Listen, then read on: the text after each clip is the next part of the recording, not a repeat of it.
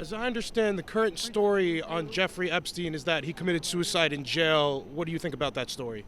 It seems implausible. It seems ridiculous. And it is, of course, tragic to those who believe that he should have been brought to trial and allowed to say what he had to say. What does justice for the survivors look like? I think that justice should be either a life sentence or a death sentence. I know that they don't do that in a lot of states, but people like that don't need to continue being here, and that's just my personal opinion. Careful when you talk to him because this is his Twitter account. You think I support Jeffrey Epstein here or something? You know, just be careful when you talk to him. No, I'm sure we all agree, but I just want people to know What should they be careful of? you. Mr. Hedges, is there any chance I can ask a couple of questions? Tim Pool. That's all right. I'll talk to anyone. Absolutely. Thank you about that. So we're out here today, as I understand, it's a rally to support survivors. And we're protesting specifically about Jeffrey Epstein and Ghislaine Maxwell now. Can you tell me a little bit more about what justice would look like for the survivors at this point, with Jeffrey Epstein supposedly committing suicide and Ghislaine Maxwell I think one of the speakers brought it up, which is the men. You don't arrest the pimp and not arrest the Johns. I mean, that's really it. And that's why when I gave my talk, I listed these powerful men who have not been held to account. And we know that there was extensive surveillance. So there's even video evidence, at least for some of them, maybe all of them. Where is it? Why do you think this evidence is being hidden at this point? Well, we know why. It's because the power elite is not going to give up their own. I know some of Ghislaine Maxwell's lawyers have been arguing that she is also a victim here. Have you heard that, and what do you think of that defense? I don't think she's a victim. I mean, this is a woman who, and she's not alone. I mean, there were other women who were used by Epstein to recruit and groom. No, I don't look at her as a victim. She's completely complicit. It seems that some of our upper echelon in our society, all the elite, have been involved with Jeffrey Epstein in one case or another. Bill Clinton, Donald Trump. Even after the Miami Herald has reported on Jeffrey Epstein's misdoings, Bill Gates still hung out with him. Yeah. What does that say about our country's elites? Why do you think they were still interacting with this man? Because they feel they can do anything with impunity, that they're above the law, that their money and their the connections they have to power make them immune from prosecution for the crimes they commit. And we know they commit all sorts of financial crimes with impunity. Why not sexual crimes? Is the media at all complicit here for maybe their lack of coverage or lack of interest in investigating this? This was going on a long time before the Miami Herald even reported on it. So we know there was tremendous pressure, both internally and externally, on Julie Brown, the Miami Herald investigative reporter who tracked down the victims and I think is largely responsible for the reinvestigation of the Epstein case.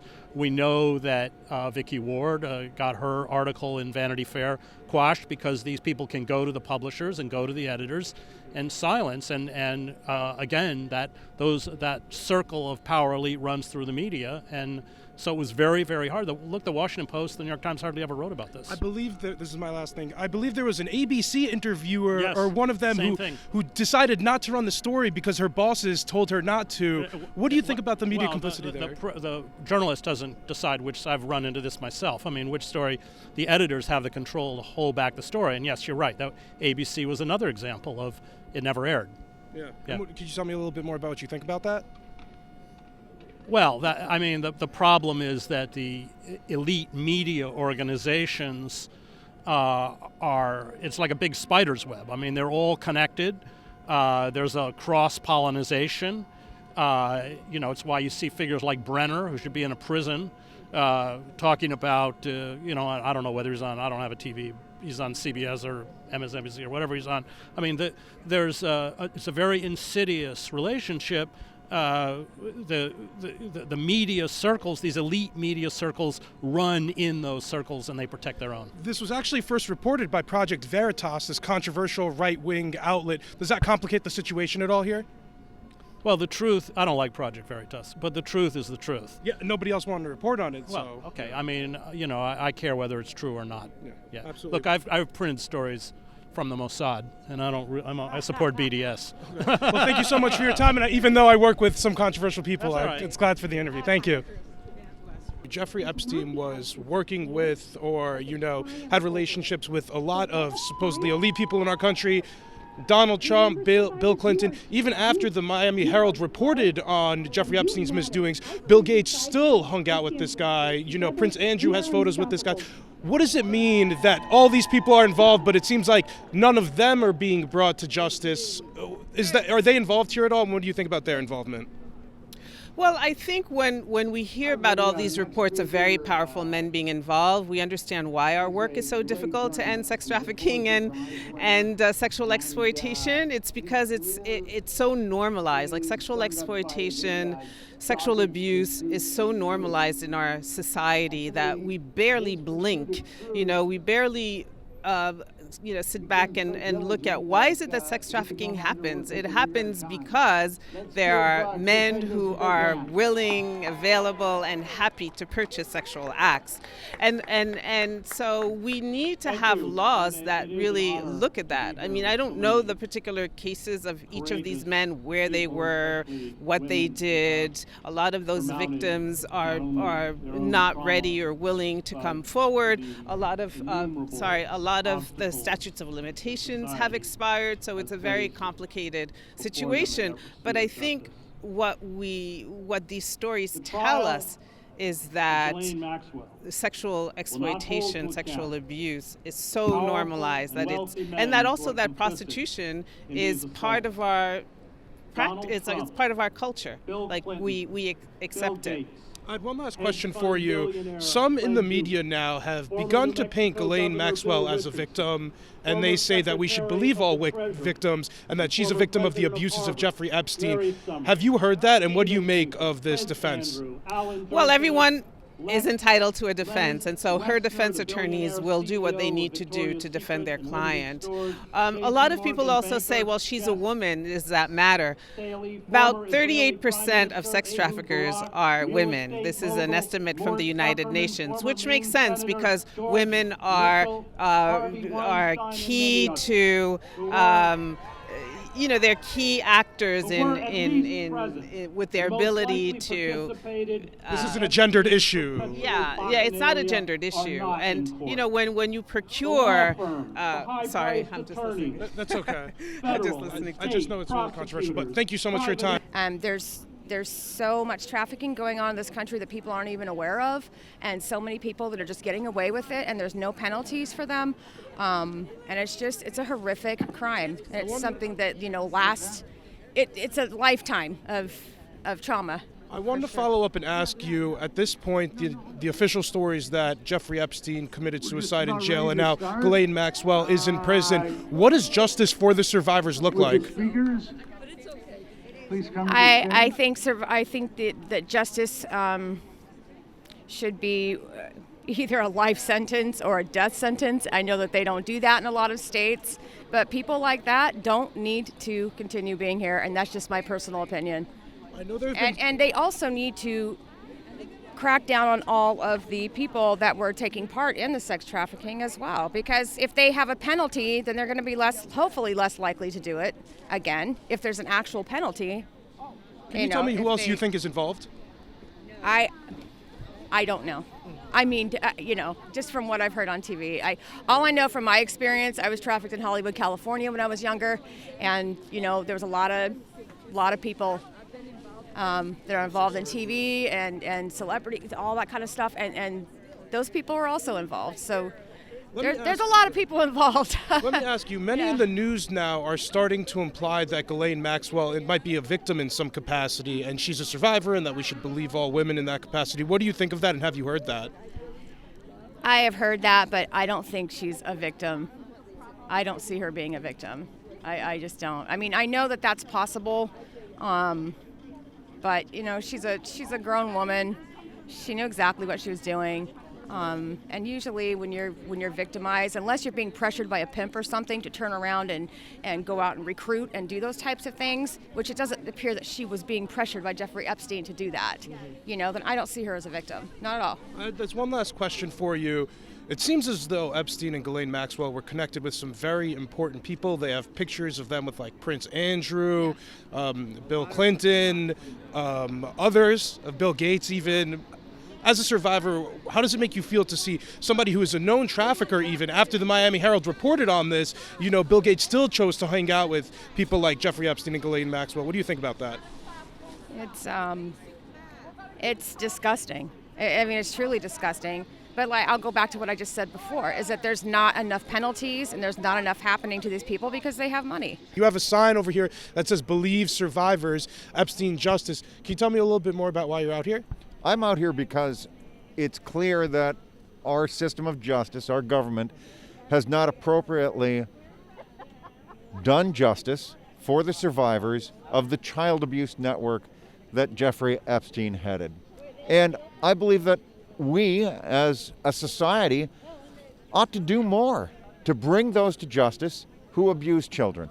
It's as simple as that. There were many children abused by both Jeffrey Epstein and Ghislaine Maxwell, but what does justice look like here?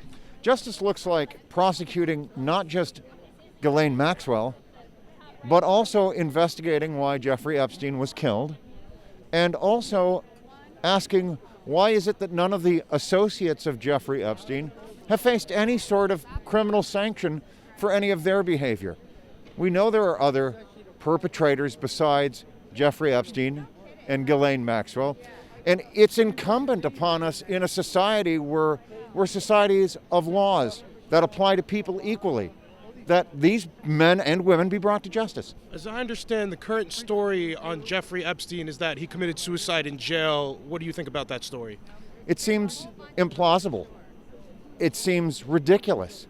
And it is, of course, tragic to those who believe that he should have been brought to trial and allowed to say what he had to say. I know there were some mitigating circumstances there, like the guards that were supposed to be there weren't, and then the camera didn't even work that was supposed to be in his cell. Do you think there are other people that are implicated with Jeffrey Epstein, and can you tell me who you think those people might be? Because he has a long history, right, involved in this kind of business. Obviously, I don't know. I'm not an investigator. Sure. All I know is that it doesn't pass the common sense test. It doesn't pass the test of legitimate justice or a legitimate criminal justice system. One last question for you. I know recently in some places in the media, some places might have suggested that Ghislaine Maxwell might be a victim here. Have you heard that, and what do you think about that? Of course, I would expect it to be one of her primary defenses, is that I was victim number one of Jeffrey Epstein.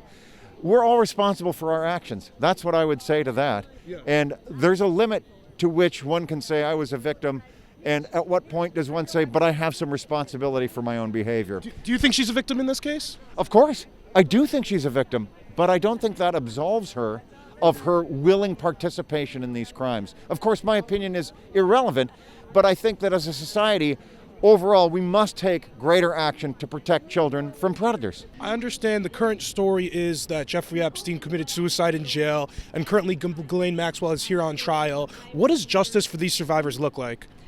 I think justice means coming together, not being silent or ashamed or feeling guilty about our abuse. We've been suffering in silence for so long and been harassed for speaking out for so long that this is a movement, and I think that just us coming together, more people are going to be courageous to speak and to come forward, and eventually the behavior will change. I heard Chris Hedges just spoke. This is a very well-known reporter, and he was speaking about how there are tapes that were in Jeffrey Epstein's quarters, supposedly of others that he was working with that he held as blackmail, but now those are kind of being memory held by the FBI and being, kind of stowed away.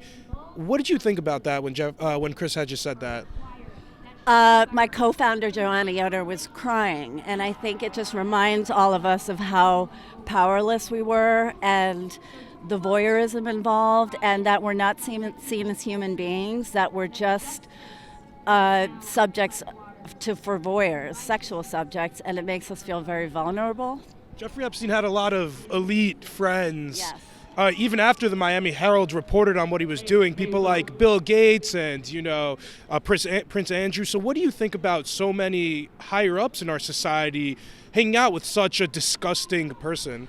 I think that there are many of them, unfortunately, and I think we're just going to see more of them. Abuse is nothing new.